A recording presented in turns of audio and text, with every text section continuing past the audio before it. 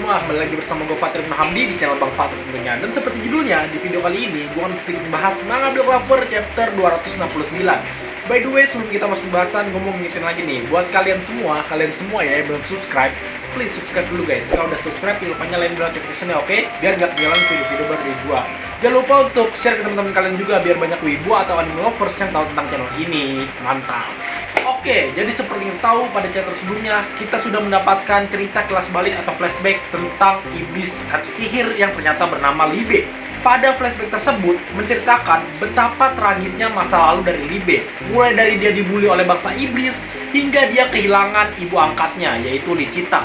Dan pada akhir chapter sebelumnya kita telah mengetahui bahwa ambisi Libe adalah untuk membunuh semua bangsa iblis, walaupun itu harus dilalui dengan mengambil alih tubuh Asta. Yang dimana itu artinya pada chapter kali ini pertarungan antara Asta versus Libe akan dilanjutkan guys. Kira-kira Asta bisa gak ya mengalahkan Libe? Sabar dulu guys, tonton sampai habis karena seperti biasa di sini gue udah mengumpulkan beberapa poin-poin penting dan kejadian menarik yang bisa kita bahas di pembahasan kali ini tentunya. Kalau gitu langsung aja pertama, Asta memutuskan untuk melawan Libe. Oke, jadi pada chapter sebelumnya kita tahu nih bahwa sekarang amarah Libe sedang meluap-luap. Dan pada awal chapter kali ini, Asta dengan kemampuan membaca kinya, dia dapat merasakan kemarahan, kebencian, serta kesedihan yang ada di dalam diri Libe. Nah, dari perasaan inilah Asta sadar bahwa Libe pun sebenarnya punya alasan sendiri untuk bertarung. Maka itu, demi menghargai perasaan Libe, di sini Asta akhirnya memutuskan untuk melawan Libe.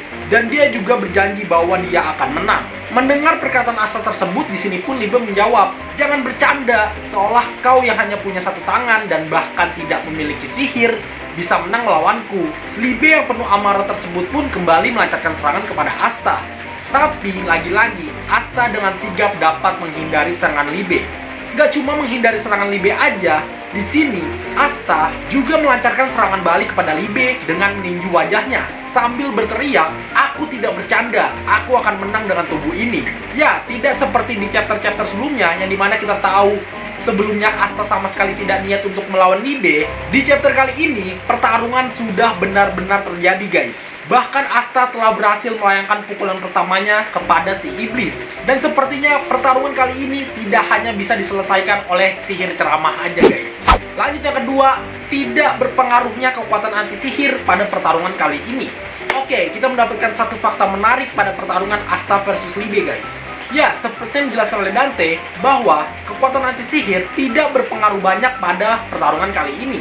Karena seperti yang kita tahu, esensi dari kekuatan anti sihir adalah untuk meniadakan kekuatan sihir. Sedangkan yang saat ini Libe lawan adalah Asta, yang dimana kita tahu Asta ini tidak memiliki sihir sama sekali guys. Yang itu artinya Asta tidak dirugikan pada pertarungan kali ini walaupun Grimoire-nya telah diambil alih.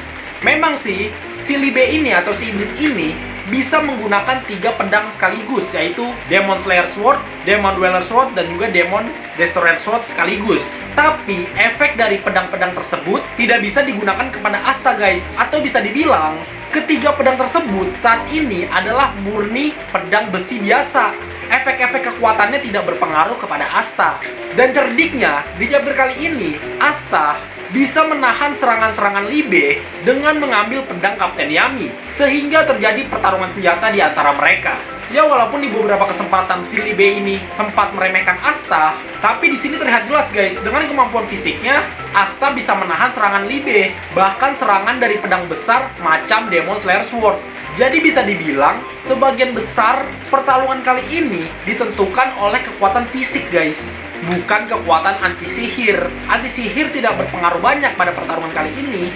Hal ini juga lah yang membuat Asta bisa menyerang Libe. Coba kalian bayangkan guys, seandainya di sini Asta memiliki mana atau sihir, mungkin saat menyerang atau menyentuh Libe, energi sihirnya Asta akan terkuras. Untungnya di sini Asta nggak punya sihir, makanya dia bisa menyerang Libe. Patut kita tunggu apakah dengan kemampuan fisik yang luar biasa tersebut, Asta dapat mengalahkan Libe sebelum staminanya habis. Menarik untuk kita tunggu guys. Lanjut yang ketiga, fakta Libe dan Grimoire. Oke, selanjutnya kita mendapatkan cerita fakta dari Libe. Ya, jadi di chapter kali ini, Libe menceritakan pengalamannya setelah disegel ke dalam Grimoire Semanggi 5 oleh Lichita. Yang dimana setelah tersegel, dia merasa bahwa dirinya hanya mengamang-gamang di tempat yang kosong, di ruang yang kosong. Bisa kalian bayangkan betapa kesepiannya Li Bei pada saat dia di dalam Grimoire. Dan selama di dalam Grimoire pun, tidak ada hal yang bisa dia lakukan selain mengutuk para bangsa iblis. Umpatan kebencian selalu keluar dari dalam dirinya. Di sini juga terungkap bahwa Li Bei mendapatkan kekuatan anti sihirnya setelah dia berada di dalam Grimoire. Nah, momen ini semakin memperjelas bahwa kekuatan anti sihir bukanlah kekuatan murni milik Li Bei. Tapi kekuatan anti sihir ini, kekuatan yang didapatkan setelah dia masuk ke dalam Grimoire. Kok bisa sih? Ya balik lagi ke teori gue sebelumnya, ke teori gue di video sebelumnya, bahwa Licita nggak cuma mensegel Li Bei aja, tapi dia juga mensegel sihirnya atau semua kemampuannya ke dalam Grimoire. Sehingga kemampuan Licita tersebut menyatu dengan Li Bei. Tapi masalahnya, setelah Li Bei mendapatkan kekuatan anti sihir atau mendapatkan kekuatan tersebut, di sini dia tetap stuck di dalam Grimoire guys, nggak bisa keluar sama sekali. Sedangkan tujuan dia adalah untuk membalaskan dendam kepada bangsa iblis. Hingga pada akhirnya Grimoire berdaun semanggi 5 ini memilih seorang manusia, yang dimana kita tahu manusianya ini adalah Asta guys. Ya, dari sini kita bisa berkesimpulan bahwa Grimoire lah yang memilih siapa tuannya, bukan Li Bei. Salah satu faktor kenapa Grimoire ini memilih Asta, mungkin aja ya guys, kemungkinan karena kekuatan atau kemampuan yang ada di dalam Grimoire tersebut, yang dimana kita tahu adalah anti sihir, itu sangat cocok dengan tubuh Asta. Ya kan kita tahu ya, kekuatan anti sihir ini hanya bisa digunakan oleh orang yang tidak memiliki sihir sama sekali. Dan kita juga tahu Asta memang dari awal tidak punya sihir. Jadi salah satu faktor kenapa Grimoire ini memilih Asta, mungkin karena kecocokan satu sama lain. Oke, kita lanjut ke ceritanya. Karena Grimoire ini sudah memiliki tuan atau sudah memiliki pemilik, di sini Li Bei berpikir, jika dia ingin muncul atau berada di dunia manusia kembali, mungkin caranya adalah dia harus mencuri tubuh Asta. Jadi ibaratnya si Li Bei ini butuh wadah yang baru buat dia bisa muncul lagi di dunia manusia, buat dia bisa keluar dari Grimoire-nya guys. Nah, kalau dia bisa keluar dan dia punya wadah baru, tentunya dia bisa menemukan atau melawan bangsa iblis guys. Ya, jadi dari sini kita tahu ya kenapa si Li Bei ini ngotot banget untuk ngalahin Asta. Ya, itu semua karena dia pengen keluar dari Grimoire tersebut. Dia stuck di dalam sana. Dan cara agar dia bisa keluar adalah dia harus mencari wadah baru, yang dimana target dia di sini adalah tubuhnya Asta. Ya, habis balik lagi, kalau dia nggak bisa keluar, dia nggak bisa membalaskan dendamnya kepada bangsa iblis guys. Lanjut yang keempat, pengalaman bertarung Asta telah mengungguli Li Bei. Oke, selanjutnya cerita telah kembali ke pertarungan Asta versus Li Bei. Di sini, Li Bei mengklaim bahwa amarahnya tidak akan kalah dari apapun, dan dia pun kembali melancarkan serangan bertubi-tubi kepada Asta. Tapi lagi-lagi di sini Asta bisa menghindari serangan-serangan Li Bei. Ya, dengan kemampuan Asta yang bisa fokus dalam membaca ki, itu dapat membuatnya dengan mudah membaca arah serang pedang-pedangnya Li Bei. Tapi yang lebih menarik perhatian gua adalah pada saat Asta menghindari serangannya Li Bei. Di sini Asta menghindari serangan Li Bei dengan menggunakan teknik tarian milik Kyato.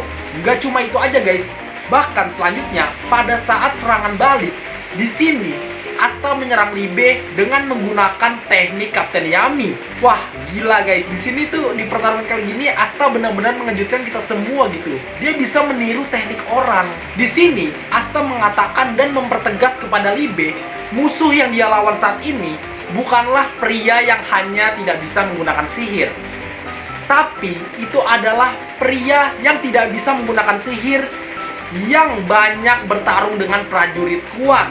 Banyak bertarung dengan prajurit kuat. Kata-kata Asta ini seakan-akan mempertegas kepada Li Bei bahwa pengalamannya lebih unggul dibandingkan Li Bei. Ya, Asta benar-benar unggul pada pertarungan kali ini.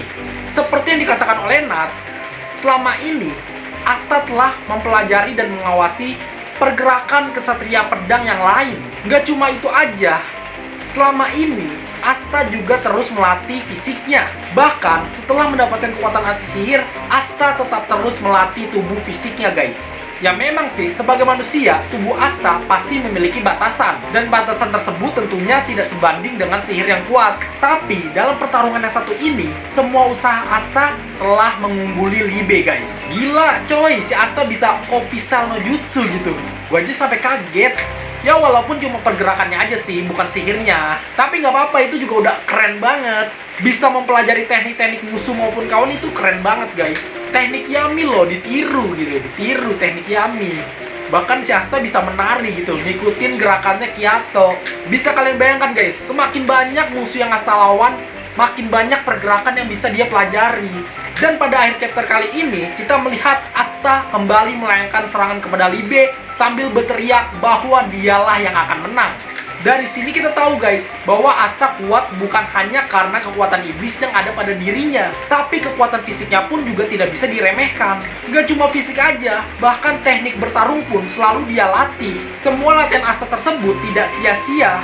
Bahkan di sini dia dengan mudah bisa mengungguli Libe. Ya sebenarnya sih masih belum jelas di sini Libe udah bener-bener kalah atau belum. Tapi dari singkatnya waktu latihan mereka sebelum penyerangan ke kerajaan Spade, sepertinya cerita tentang ritual perjanjian iblis ini tidak akan dibuat terlalu lama guys. Patut kita tunggu, apakah di chapter selanjutnya Asta akan benar-benar menang atau justru ada drama si Libe ini bisa melawan balik. Pokoknya tunggu review selanjutnya, oke? Itu aja sedikit video pembahasan gua tentang manga Black Clover chapter 269. Terima kasih telah menonton video ini. Jika gua ada salah kata, mohon maaf, dan jika ada yang kurang, bisa kalian tambahin sendiri di kolom komentar, oke? Dukung terus channel Bang Fatur dengan cara di subscribe, karena dengan subscribe itu artinya kalian sudah berpartisipasi dalam mengembangkan channel ini, dan gua pun juga makin semangat bikin video ke depannya. Kalau udah subscribe, jangan lupa nyalain bell notification ya, oke? Jangan lupa untuk like dan share juga. Terus ya ketinggalan follow IG gua di @fatur198 penutupnya. Pokoknya stay tune terus, tunggu video selanjutnya, dan terima kasih. Dadah.